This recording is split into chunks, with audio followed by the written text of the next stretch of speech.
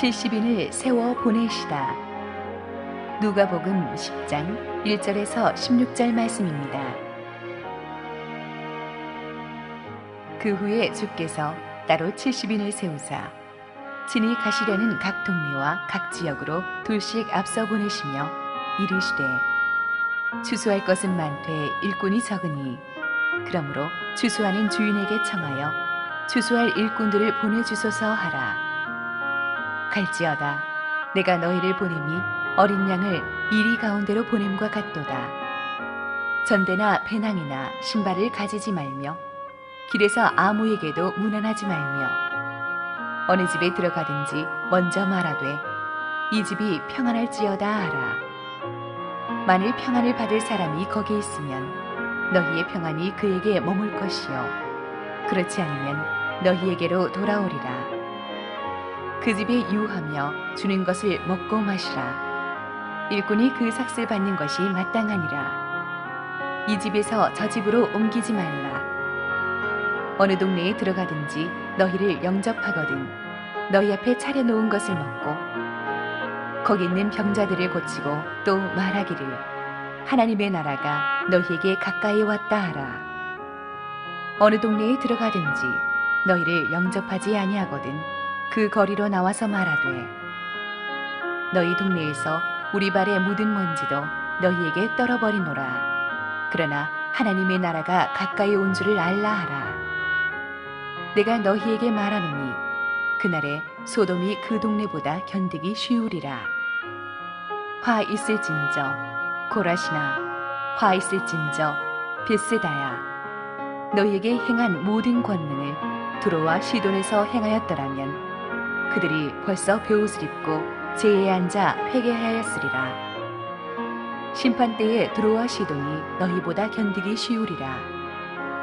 가버나움아 내가 하늘에까지 높아지겠느냐 음부에까지 낮아지리라.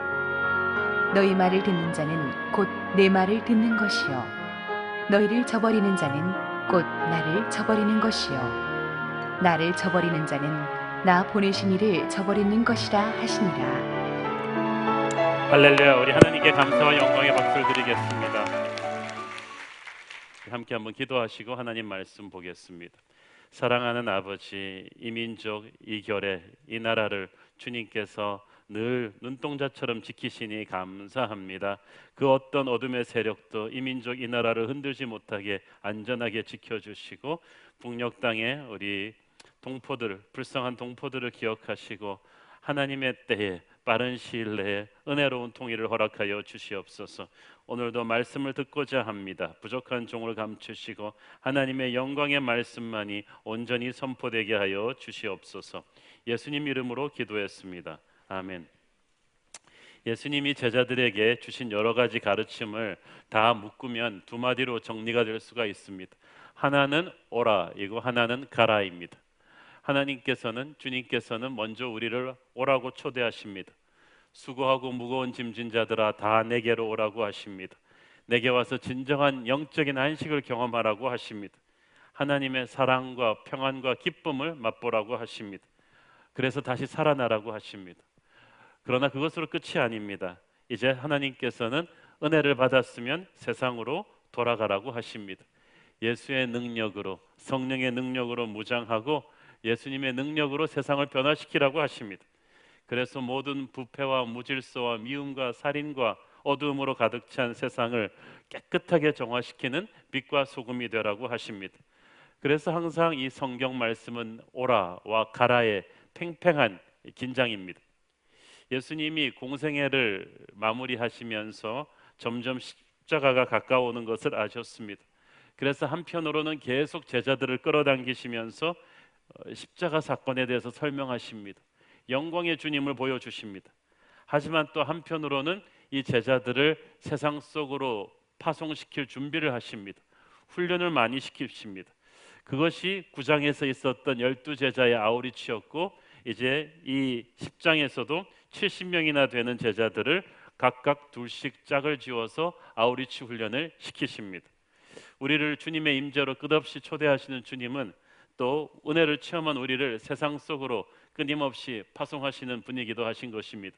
진정 살아있는 교회란 이 오라와 가라가 팽팽하게 살아있는 교회입니다. 그래서 끊임없이 잃어버린 영혼들을 끌어안아서 말씀으로 살려내고 은혜로 살려낸 다음에 그 자리에 안주하게 하지 않고 또 열심히 세상 속으로 보내는 그런 오라와 가라의 팽팽한 균형이 있는 교회, 그것이 건강한 교회라고 저는 믿습니다. 오늘의 본문에서 우리 1절을 먼저 읽겠습니다. 그 후에 주께서 따로 70인을 세우사 친히 가시려는 각 동네와 각 지역으로 둘씩 앞서 보내시며, 이 제자들은 예수님의 길을 예비하러 가는 사람들이었습니다. 따로 70인을 세웠다는 말은 여기에 12제자는 포함되지 않았다는 뜻이죠. 70이라는 숫자는 세상의 모든 민족을 상징하는 것입니다. 하나님 나라의 복음을 앞으로 온 세계에 퍼뜨리게 될 것이라는 글로벌 복음화 비전의 어떻게 보면은 티저 광고편과도 같은 것입니다.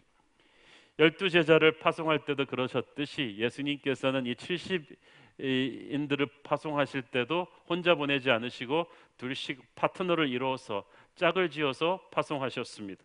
여기에 동역의 중요성이 있습니다. 오늘 우리 크리스천들의 가장 큰 약점은 각자 너무 잘났다는 것입니다. 그래서 주님께 헌신할 준비는 다 되어 있는데 다른 형제와 함께 주님을 섬길 각오는 안 되어 있는 것입니다. 주여 제가 주를 위하여 목숨을 버리겠나이다 그래 놓고 형제랑 싸움은 때려치는 거예요. 혼자서는 일을 꽤 잘하는데 두 사람이 함께 시작하면 이 시작은 좋은데 끝은 싸우면서 헤어지는 경우가 너무나 많습니다. 둘 중에 하나라도 자아가 죽으면 되는데 둘 다 옛사람이 시퍼렇게 살아있거든요. 꿈틀거리거든요. 그러니까 사역하면서 일이 힘들다기보다는 이 관계가 안 돼가지고 계속해서 부딪히고 상처받고 나중에는 결별하게 됩니다. 그래서 시편에 보면은 형제가 연합하여 동거함이 어찌 그리 아름다운 거라고 되어 있죠. 쉬우면 어찌 그리 아름다운 거라고 하나님이 말씀하셨겠어요? 예수님께서는 우리가 서로를 섬기며 동역하는 것을 기뻐하십니다. 제가 LCS 아우리치 팀들, 선교 아우리치 팀들 파송할 때 제 꿈은 소박합니다. 그냥 서로 싸우지만 말고 돌아오라는 저의 소박한 꿈이 있습니다. 여러분 연말연시에 각 사역팀들 팀장 리더십 세울 때마다 제 꿈은 소박합니다. 그저 연말까지 서로 싸우지만 말고 이렇게 잘 지냈으면 좋겠다는 생각인데 잘 안 돼요. 죄인의 본성은 자기가 주도하려는 거예요. 보스가 되려는 거예요. 그게 안 되면 남을 억압하고 무시하고 다투는 거죠. 그렇지만 예수님 안에서 나를 죽이고 형제를 섬기면 같이 동역하면 하나님이 영광 받으십니다. 어둠의 권세가 그때부터 힘을 잃기 시작합니다. 아무리 똑똑한 사람들이 모여도 서로 싸우고 분열하면 마귀의 놀이개가 됩니다. 부족하고 힘이 없는 사람들이라도 서로 사랑하고 감싸주고 동역하면 성령께서 초자연적인 역사를 보여주십니다. 또 한 가지 주목할 사항은 예수님께서 70인의 제자를 둘씩 짝을 지어 파송하시는데 예수님이 곧 가실 지역에 미리 앞서 보내셨다는 사실이에요. 그러니까 그 사람들은 예수님의 길을 예비하는 준비팀으로 간 거예요. 대통령이 가기 전에 청와대 경호실이랑 의전팀이 먼저 가서 세팅하듯이 그들은 오실 예수님을 위해서 먼저 가서 준비하는 자들이었어요. 자기들이 메인이 아니라는 거예요. 우리가 이걸 깨달아야 됩니다. 우리가 메인 게임이 아니에요. 우리 뒤에 주님이 오십니다. 이것은 우리에게 교만을 죽이고 동시에 자신감을 가지라는 의미예요. 하늘과 땅을 다스리시는 주님께서 우리 뒤에 오시기 때문에 우리는 신실하게 길을 깔면 됩니다. 마지막 결정타는 주님께서 처리하십니다. 주님께서 마무리 지으십니다. 그것을 믿고 신실하게 당당하게 하나님의 길을 예비하는 여러분이 되기를 바랍니다. 주께서 따로 70인을 세우셨다고 했을 때 이 세우셨다는 말이 영어로 appointed, 공식적인 임명을 말합니다. 나라에서 장관을 공식적으로 임명할 때는요, 그 종이 한 조각 주는 것 같지만 임명장이 권세를 주는 거예요. 권위를 주는 거예요. 그 권세를 받았기 때문에 조폭두목이 검찰총장보다 힘은 훨씬 센데 검찰총장 앞에서 꼼짝 못하는 거예요. 나라에서 힘을 실어줬기 때문입니다. 하나님께서 우리를 하나님의 길을 예비하는 사람으로 공식적으로 임명하셨을 때 영적인 세계에서 권세를 실어준 거예요. 마귀가 알아요. 천사가 흠모하는 거예요. 건드리지를 못해요. 주님의 임명장을 받은 우리는 그러므로 당당해질 필요가 있습니다. 세상적으로는 가진 것이 없어도 어떠한 방해와 시련 앞에서도 움츠러들지 마십시오. 하나님이 주신 영권이 여러분에게 있는 거예요. 교회는 이 하나님이 부어주시는 영권의 리더십으로 다스리는 것입니다. 밑에서 사람들이 올라가는 민주적인 곳이 아니라 하나님이 부어주시는 영적인 권세로 받아서 겸손히 다스리는 것, 그것이 바로 교회입니다. 위에서 부어주시는 능력과 권세가 아래로 흘러가는 거죠. 예수님께서 이 70인의 제자들을 파송하시면서 아우리치 지침을 몇 가지를 주시는데, 이것은 9장에 나오는 12제자에게 주신 아우리치 지침과 겹치는 부분이 많습니다. 그렇지만 이것은 오늘날도 우리가 아우리치 갈 때 중요하게 명심해야 될 것이고요.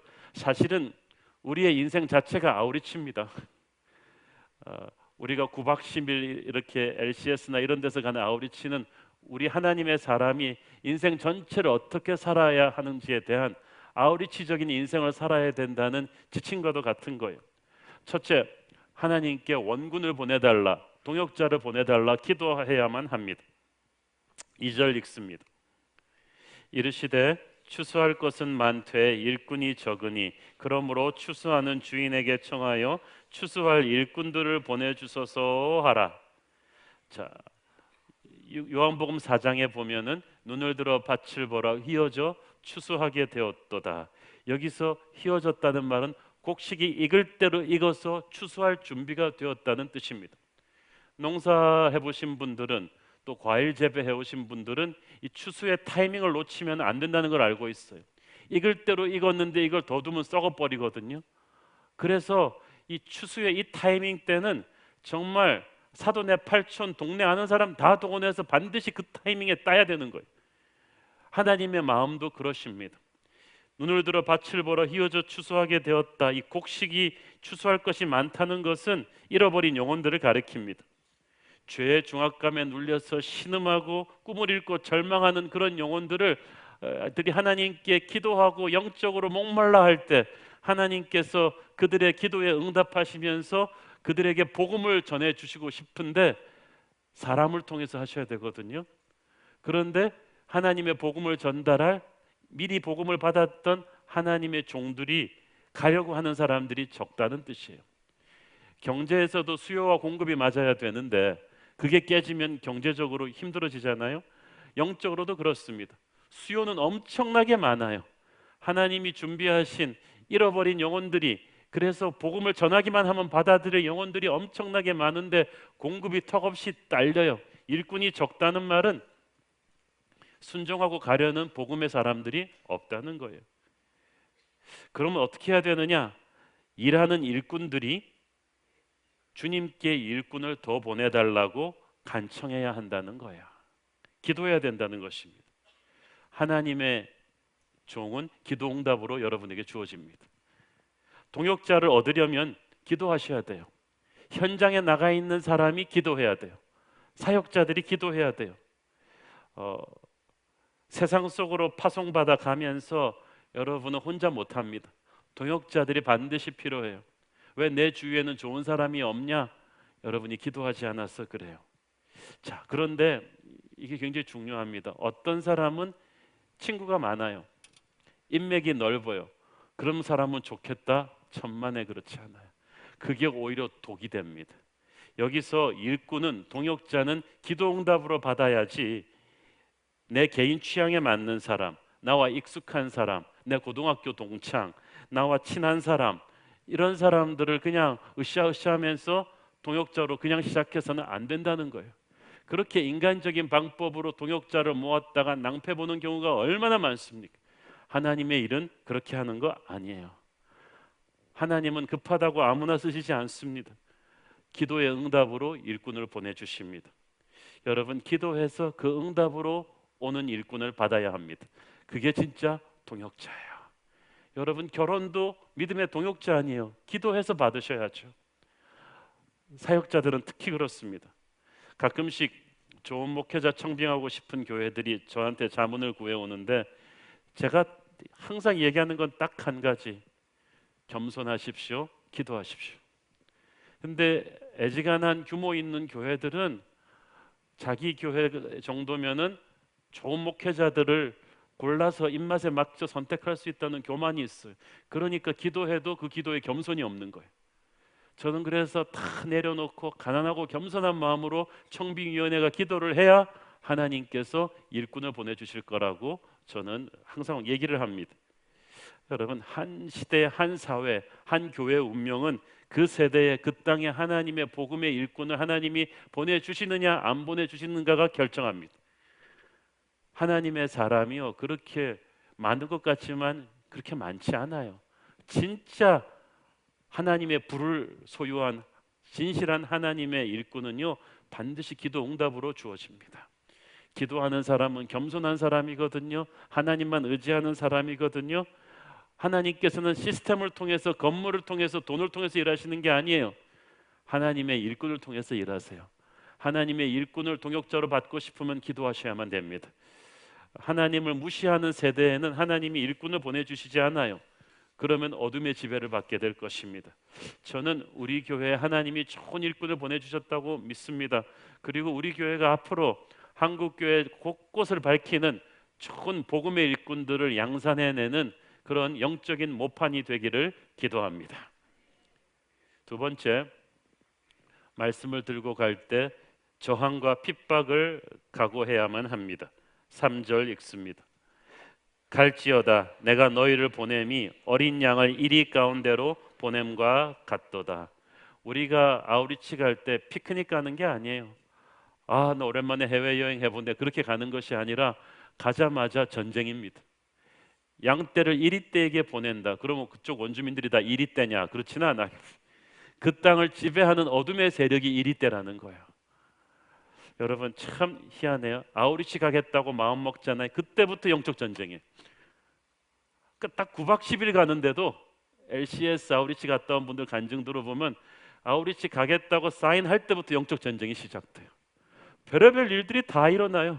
이렇게 갈 수가 있겠는가 할 정도로 안 아프던 부인이 아프고 사업이 이상하게 되고 막 멀쩡하던 자식들이 난리를 치고 뭐 별의별 일이 다 일어나는 거예요. 이리때가 그때부터 공격해요.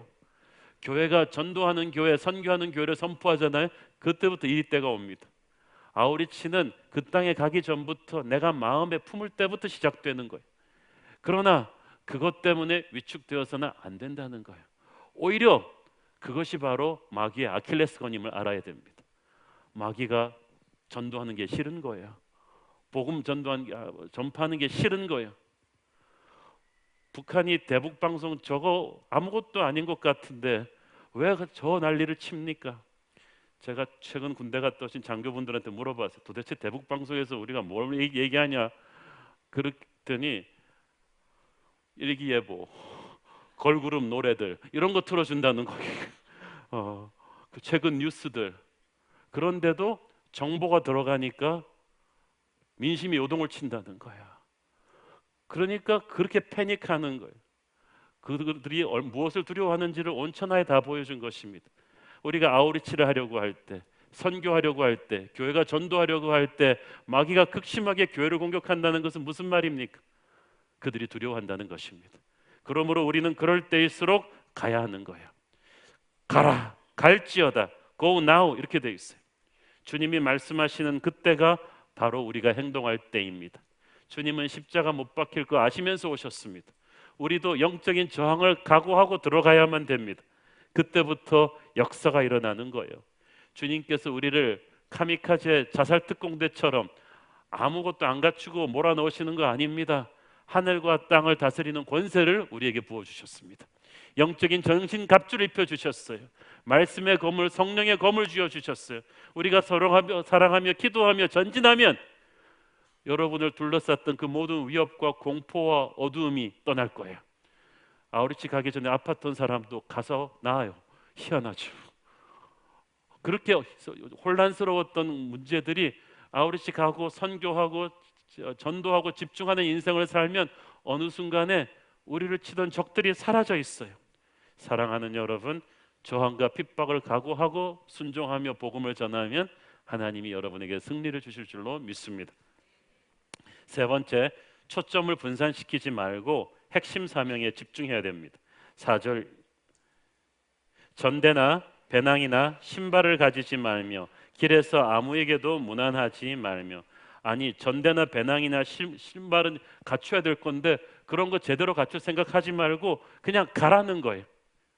또 가는 길에 사람들에게 무난하지 말고 주위의 경관을 구경하지 말고 그냥 가라는 거예요. 이게 나쁜 일이 아니잖아요. 전대를 챙기고 제대로 갖추고 사람들에게 제대로 인사 다 하면서 가는 거 나쁜 일이 아니라 괜찮은 일인데 워낙 이 핵심 사명이 긴박하기 때문에 이거 다 할 겨를이 없다는 거예요. 여러분, 하나님의 사람에게 있어서 선과 악의 싸움보다 괜찮은 것과 최고의 싸움이 오히려 더 힘듭니다. 근데 주님께서 이걸 말씀하시는 거예요. 너 괜찮은 일들도 포기해야 된다. 왜냐하면 핵심 사명이 주어졌기 때문에. 군대가 가령 특수 임무를 띠고 런던으로 침투합니다. 그럼 런던에 내 친척 사니까 가서 다 인사도 다 하고 그러는 거 없어요. 임무에 충실하듯이 하나님께서 복음을 주셨을 때 우리는 초점을 분산시키지 말고 중요한 일에 초점을 맞춰야 돼요. 우리가 하고 싶은 거 다 하면서 덜렁덜렁 살면서 하나님의 일을 할 수 없어요. 드라마 보는 게 나쁘냐고 누가 물어봅니다. 안 나쁘죠. 그렇지만 그거 다 보면서 말씀 보고 훈련받고 전도하고 그렇게 못 살죠. 그리스도의 일꾼들은 이 세상에 나쁘지는 않지만 최고의 것에 집중하는 것을 막는 것들을 정리를 하셔야죠. 여러분, 심플하게 살거나 둘 중에 하나예요. 인생의 잔가지들을 정리하셔야 돼요. 당시 이스라엘은 굉장히 예의 범절 따지는 우리나라 이상 가는 나라였습니다. 길 가다가 사람 보면 정중하게 인사를 해줘야 되는 곳이에요. 그런데 무난하지 말라 그러잖아요. 그 말은 무슨 말이에요? 무례한 사람이 되라는 것이 아니라 가식적인 인간관계 형성에 얽매이지 말라는 거예요. 그런 문화적인 그 가식까지도 떨어버리고 복음의 일꾼으로 헌신하라는 것입니다. 우리도 보면은 우리나라가 정이 많은 나라지만 동시에 그놈의 정 때문에 얽혀가지고 우리 인생을 푹푹 끌어당기는 게 너무 많아요. 어떤 사람은 자신의 핸드폰에 1000명의 연락처가 저장되어 있다고 말합니다. 인맥이 많다고 자랑합니다만은 저는 그 1000명 중에 진실한 마음을 나눌 수 있는 인격적인 인간관계는 별로 없다고 생각해요. 여러분, 너무 많은 사람들을 다 만족시켜 주려고 하지 마세요. 그렇게 살 수 없습니다. 영적 집중력을 잃게 돼요. 인간관계도 심플하게 하시고요. 여러분의 물질적인 소유도 심플하게 하십시오. 소유가 많으면 그 소유를 관리하는데 얼마나 많은 시간과 신경을 써야 됩니까? 부동산 여러 군데 사놓고 증권 여러 군데 투자해놓고 이것저것에 너무 많이 해놓은 사람은 매일 그거 챙기느라고 그냥 신경 노이로제가 걸릴 거예요. 취미생활도 마찬가지예요. 너무 지나치게 집착하는 이거 없이는 못 살겠다는 취미생활도 하지 마세요. 여러분이 엔조이 할 수 있는 것들에 너무 목숨 걸지 마세요. 어떤 분들은 식도락가예요. 음식을 그냥 골라갖고 탁 찾아갖고 검색해서 먹어요. 그냥 음식은 눈에 보이는 거 드세요. 김밥을 먹든 짜장면을 먹든 그냥 보이는 거 먹지 그걸 가지고 고민하고 검색하고 그러지 말라는 거예요.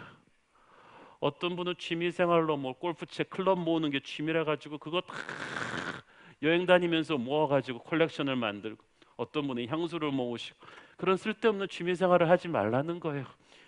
옷도 말이죠. 그냥 걸리는 거 그냥 입으세요. 낡은 거는 그냥 버리고, 차도 그냥 대충 나오는 거 그냥 사서 타시다가 안 되면 또 그거 하고 그러시지, 그냥 이 차 저 차 다 쇼핑하느라고 신경 쓰시고 이 어느 백을 들까 어느 옷을 입을까 이렇게 하다가 우리가 어떻게 제자가 되겠어요? 교회도요, 여러 가지 좋은 사역들이 많습니다. 유혹이 많습니다. 저희 교회도 부흥하면서 많은 분들이 동역하자고 제안들이 들어오는데 다 좋은 아이템들이지만 제가 거의 다 거절하고 있어요. 왜냐하면 우리 교회는 전도하고 기도하고 선교하는 사도행전적인 교회로 집중해야 되기 때문이죠. 성도를 양육하고 훈련하고 그리고 양육하는 성도들을 파송하는 거기에 집중을 해야지, 여러 가지 잔가지들을 걸치고 있으면 교회가 주님이 주신 핵심 사명을 감당하지 못하는 거예요. 여러분 인생의 잔가지들 깨끗하게 정리하시기를 바랍니다. 그래서 주님이 원하시면 언제든지 딱 투입될 수 있는 심플한 그런 라이프 스타일을 구가하시기를 바랍니다. 네 번째로, 그렇지만 현실적인 필요가 걸릴 때 실제적으로 우리는 구름을 먹고 사는 존재가 아니고 밥을 먹고 살아야 되는데 거기서 뭘 먹나? 뭘 입나? 이 필요는 하나님이 공급하실 줄을 믿어야만 합니다. 7절 읽습니다. 그 집에 유하며 주는 것을 먹고 마시라. 일꾼이 그 삭슬 받는 것이 마땅하니라. 이 집에서 저 집으로 옮기지 말라. 하나님께서 하나님의 일을 하는 일꾼들이 방금 말씀드렸듯이 물질적으로 너무 뭘 입을까 뭘 살까 이렇게 막 집착하지 않기를 원하시는 것은 하나님이 절대적인 필요는 채우십니다. 여기서 우리가 혼돈하지 말아야 될 게 필요와 욕심이죠. 우리가 원하는 것은 대부분 욕심이지 절대적으로 필요한 건 아니에요. 절대적으로 필요한 건 하나님이 채우십니다. 일꾼이 그 삭슬 받는 것이 마땅하니라. 하나님은 하나님의 일을 하는 사람들의 필요를 챙기시는데 그것을 사람을 통해서 주시지만 하나님이 그 사람 통해서 주는 거기 때문에 기죽을 필요 없어요. 저희 교회에 풀타임 그리고 파트타임 교육자들 25명이 계십니다. 모두 저는 한국에서 가장 뛰어나고 영성 깊고 신실한 분들이라고 믿습니다. 이들이 일주일 내내 뛰면서 여러분들을 위해서 중보하고 목양하고 훈련하면서 혼신의 힘을 다 쏟습니다. 그들을 위해서 교회가 최선의 대우를 해주는 게 마땅합니다. 그것은 우리가 인간적인 힘으로 주는 게 아니라 하나님이 우리를 사용하시는 거예요. 일꾼이 그 삭슬 받는 것이 마땅합니다. 그러나 다만 하나님의 일을 하는 사람들이 그 물질 문제에 있어서 자유해야 돼요. 이 집 저 집으로 옮겨 다니지 말라는 것은 이런 여러 가지 대우 비교하면서 사역하지 말라는 거예요. 그저 하나님이 주신 사명을 붙들고 가면 하나님이 우리의 필요는 채우실 것이다 라는 뜻입니다. 이 말은 단순히 유급 사역자들에게만 해당되는 것이 아닙니다. 우리의 인생 자체가 아우리치라고 그랬죠. 우리가 이 세상을 살면서 물질로부터 자유할 수는 없지만 자유해야만 됩니다. 하나님은 하나님의 복음에 헌신한 교회를, 여러분을 챙기실 것입니다. 반드시 책임지실 줄로 믿습니다. 빌립보서 4장 11절 13절 내가 궁핍함으로 말하는 것이 아니니라. 어떠한 형편에든지 나는 자족하기를 배웠노니 나는 비천에 처할 줄도 알고 풍부에 처할 줄도 알아. 모든 일 곧 배부름과 배고픔과 풍부와 궁핍에도 처할 줄 아는 일체의 비결을 배웠노라. 내게 능력 주시는 자 안에서 내가 모든 것을 할 수 있느니라. 이 말을 하는 바울은 부잣집 아들이었습니다. 풍부에 처해본 사람입니다. 그러나 복음을 전하러 다니면서 한없이 가난한 것도 체험했습니다. 왔다 갔다 했지만 그는 풍부에 처했다고 해서 교만해지지 않았고 가난한 때 비굴해지지 않았습니다. 여러분도 그렇게 사십시오. 하나님께서 늘 여러분의 필요를 챙기실 줄로 믿습니다. 다섯 번째, 그들의 삶 속으로 뛰어들어가 섬기는 것이 중요합니다. 8절 9절 시작. 어느 동네에 들어가든지 너희를 영접하거든 너희 앞에 차려놓은 것을 먹고 거기 있는 병자들을 고치고 또 말하기를 하나님의 나라가 너희에게 가까이 왔다 하라. 자, 너희 앞에 차려놓은 걸 먹으라. 이 말이 굉장히 중요해요. 너희가 여기서 김치 싸갖고 가지 말고, 또 아우리치 갈 때 보면 한국에서 고추장, 김치, 멸치, 김까지 다 사갖고 오시는 권사님들이 꼭 계세요. 그런데 그건 나중에 먹고 가서 그들이 차려놓은 음식을 먹는 게 중요해요. 왜냐하면 어느 나라 어느 문화든지 식탁을 같이 한다는 것은 신뢰를 얻었다는 거예요. 내가 친구라는 거예요. 그렇기 때문에 그들이 내놓은 음식을 먹는다는 것은 그들의 문화를 내가 인정해 준다는 거예요. 그들과 하나가 되겠다는 거예요. 근데 사실 선교지 가보면 그거 토착민들이 내놓는 음식 먹기가 힘든 게 많습니다. 제가 아는 그 여자 집사님들은 몽고에 아우리치 갔는데 거기는 최고의 손님에게 내주는 음식이 들쥐고기예요. 알고는 못 먹습니다. 그분도 먹고 나서 알았대요. 나중에. 그렇지만 예수님이 여기에서 말하는 의미가 무엇입니까? 그 나라 그 문화를 무시하지 말고 그들과 함께 하라는 거예요. 많은 서구 선교사들이 현지에 가서 현지인들과는 전혀 다른 고급 주택을 짓고 다른 옷을 입고 살아갈 때 굉장히 복음 전파가 힘들었던 것을 선교사는 기록하고 있습니다. 우리가 그들과 함께 섞이는 것이 블렌딩하는 게 중요하다는 거예요. 자, 그러면서 거기에 있는 병자들을 고치라고 했어요. 자, 그런데 이 70인들이 의사가 아니거든요. 병자들을 고치라. 주님은 쉽게 말씀하셨지만 이게 무슨 말이에요? 내가 너에게 치유의 은사를 그 순간에 부어줄 것이다 라는 거예요. 신유의 은사를 부어줄 것이다. 어떤 분은 기도원 가서 신유의 은사 달라고 막 기도하는데 안 돼요. 당연히 안 되죠. 신유의 은사는 순종하고 현장에 가는 사람에게 주는 거예요. 한국에서는 잘 안 나와요. 기도해도 선교지 가면 나와요. 왜 그런지 아세요? 한국에는 약이 있거든요. 병원이 있거든요. 근데 거기는 없어요. 그 현장에서 약도 없고 병원도 없는 곳에 믿음을 가지고 순종하면서 사랑의 마음으로 가면 그곳에 하나님이 허락한 기름 부심이 있다는 거예요. 그래서 선교지 가서 엄청난 경험, 기름 부심을 체험한 분들 많습니다. 자기가 기도해서 나오면 자기가 놀래. 왜 이런 일이 일어나지? 순종하는 자에게는 하나님이 능력을 주시는 줄로 믿습니다. 여러분이 여기서도요, 믿음을 가지고 잃어버린 영혼들에게 가서 기도하면은 그런 일들이 일어나요. 성도들 사이에서도 그렇습니다. 야고보서 5장 15절 16절. 믿음의 기도는 병든 자를 구원하리니 주께서 그를 일으키시리라. 혹시 죄를 범하였을지라도 사하심을 받으리라. 그러므로 너희 죄를 서로 고백하며 병이 낫기를 위하여 서로 기도하라. 의인의 간구는 역사하는 힘이 큼이니라. 아멘. 하나님께서 우리 새로운 교회, 우리 성도들이 서로를 위해서 기도할 때도 사랑의 마음을 주시고 은혜의 마음을 주셔서 기적을 일으켜 주실 것을 기대해 봅니다. 여섯 번째, 천국 복음을 전하되 강요하지 말라. 5절 6절. 어느 집에 들어가든지 먼저 말하되 이 집이 평안할지어다 하라. 만일 평안을 받을 사람이 거기 있으면 너희의 평안이 거기에 머물 것이요 그렇지 않으면 너희에게로 돌아오리라. 자, 여기서 복음을 전하라는 것을 평화를 전하라고 말하죠. 왜냐하면 복음이 바로 평화, 주님의 평화입니다. 세상은 전쟁으로 가득 차 있어요. 비단 총과 칼로 싸우는 전쟁이 아니라고 할지라도 미움과 배신과 다툼으로 가득 차 있는데 평화의 왕이신 예수 그리스도를 영접하면 그 전쟁이 종식되거든요. 그래서 우리의 사명이 큽니다. 자, 중요한 것은 우리가 얼마나 유창하게 전도를 잘하는 것이 관건이 아니고 그 집에 평화를 받을 사람이 있느냐 없느냐가 관건이라는 것입니다. 평화를 받을 사람이라는 것은 하나님이 준비한 영적으로 준비된 심령이 있느냐 없느냐예요. 여러분, 전도를 할 때 여러분이 이 생각을 하셔야 돼요. 내가 아주 적대적인 사람들과 한판 뜨겠다 이런 말로 하는 게 아니라 이 중에 하나님이 준비한, 그래서 내가 전혀 기대하지 못한 복음을 받기 위해서 완전히 익을 대로 익은 추수의 열매가 있다는 것을 믿고 가시면 아주 흥미가 있습니다. 오늘은 또 어떤 깜짝 서프라이즈가 있을까?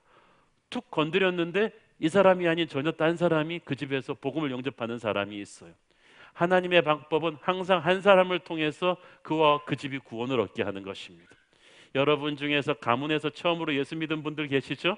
여러분이 그 집에 평화를 받을 만한 사람이었어요. 여러분을 통해서 복음이 시작된 거예요.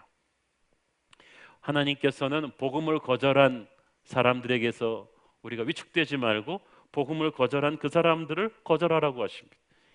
10절 11절. 어느 동네에 들어가든지 너희를 영접하지 아니하거든 그 거리로 나와서 말하되 우리 동네에서 우리 발에 묻은 먼지도 너희에게 떨어버리노라. 그러나 하나님의 나라가 가까이 온 줄을 알라 하라.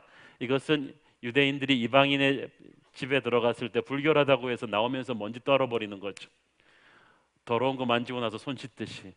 실제 우리가 이걸 할 필요는 없지만 이 말은 하나님의 심판을 경고해 주라는 거예요. 복음은 받고 안 받고 아무 일도 없는 게 아니라 반드시 결과가 있다는 거예요.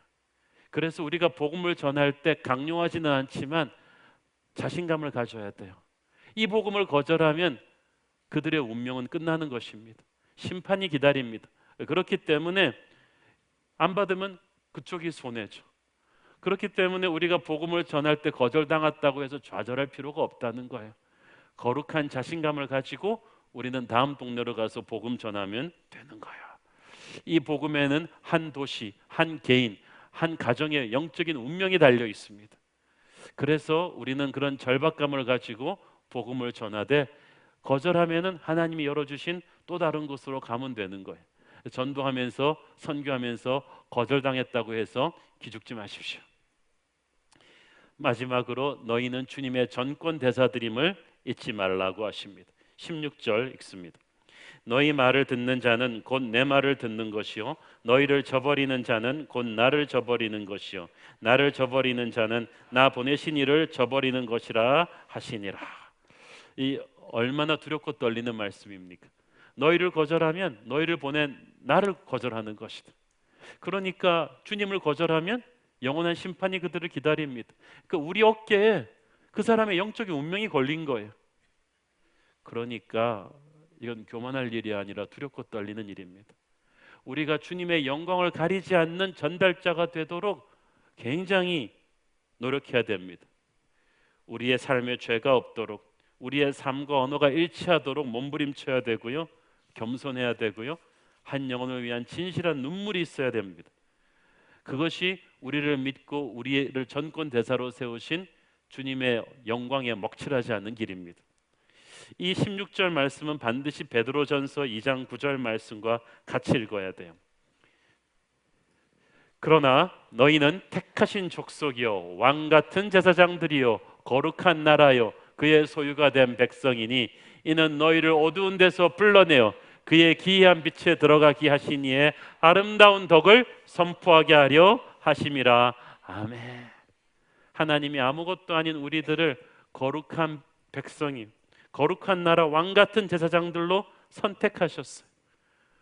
뻑이라고 그런 것이 아니라 그의 아름다운 덕을 선전하게 하시려고. 우리의 구원의 목적은 전도요 선교입니다. 그래서 전도와 선교는 교회에게 있어서 옵션이 아니에요. 우리가 구원받은 그 목적 그 자체예요. 이것을 위해서 우리 인생을 불사르지 않는다면 우리는 하나님이 우리를 구원하신 목적 자체를 엎어버리는 거예요. 그러면은 그러고도 우리 인생이, 우리 교회가 복을 받을 수 있겠어요? 안 돼요. 그건 영적인 혀를 막는 거예요. 하나님께서는 하늘과 땅의 엄청난 권세를 우리에게 부어주셨어요. 그것은 복음을 전하는 일꾼으로 쓰임받기 위해서 부어주신 권세요. 그것은 마귀를 쫓아내는 권세요, 천사의 지원을 받는 권세요, 하나님의 영광을 드러내는 권세인 것입니다. 그 권세를 받은 교회는 당당해질 필요가 있습니다. 사랑하는 여러분, 마지막 때입니다. 교회는 많습니다. 그러나 전도와 선교에 온전히 매진하는 교회가 적습니다. 한국 교회가 침체기라고 하면서 그 핑계 대면서 다들 전도들 안 합니다. 교회 부흥들 안 된다고 하면서 다들 전도들 안 합니다.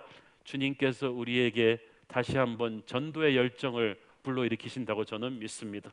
하나님께서는 새로운 기회로 우리 모두를 끌어당기셔서 예배를 통해서, 순예배를 통해서, 각종 프로그램들을 통해서 충만한 은혜를 주셨는데 이제 2주 후면 우리는 교회 창립 7년으로 들어가게 됩니다.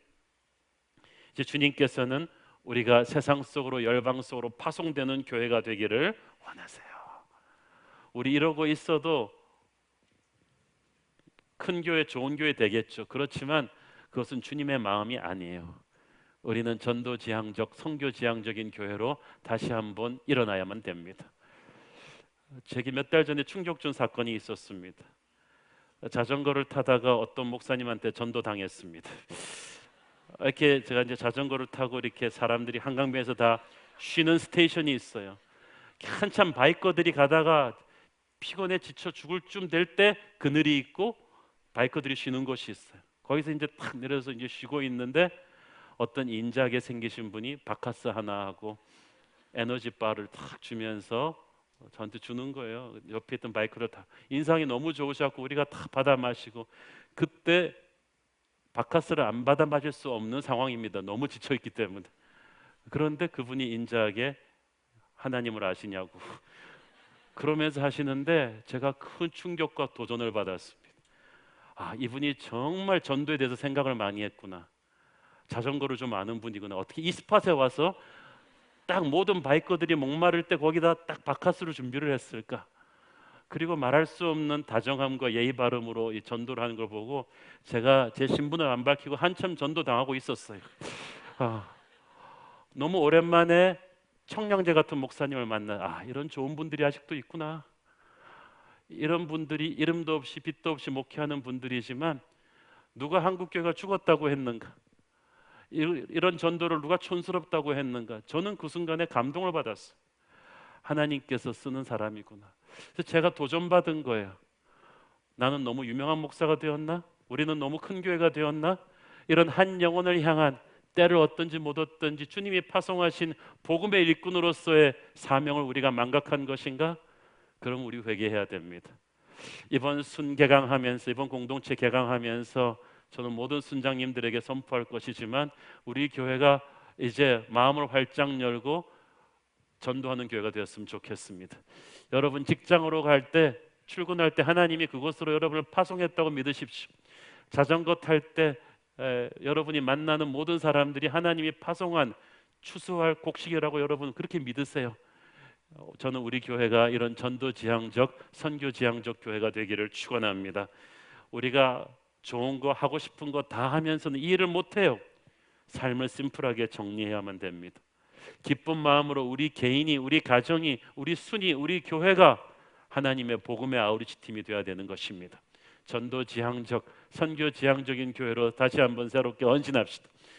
또 하나의 그냥 큰 교회가 아니라 정말 잃어버린 영혼을 향해서 고민하고 생각하고 주님의 마음을 품고 나가는, 복음을 전하는 그런 일꾼이 될 때 하나님께서 우리를 기뻐하실 줄로 믿습니다. 기도하겠습니다. 사랑하는 아버지, 은혜를 감사합니다. 자기밖에 모르는 죄인들이온 우리를 구원하신 주님께서 우리를 왕같은 제사장이요 거룩한 나라로 세우셨음을 감사합니다. 이제 하나님께서 우리 교회로 부르셔서 우리에게 은혜를 주셨으니 받은 은혜를 가슴에 안고 이웃에게 복음을 전하게 하시고 열방에게 복음을 전하게 하시는 전도하는 교회, 선교하는 교회로 새롭게 세워 주시옵소서. 이를 위하여 우리의 삶의 부수적인 것들, 우리의 시간과 에너지를 끌어당기는 수많은 잔가지들을 과감하게 정리하고 주님 앞에 온전히 헌신된 인생 살게 하옵소서. 예수님 이름으로 기도했습니다. 아멘.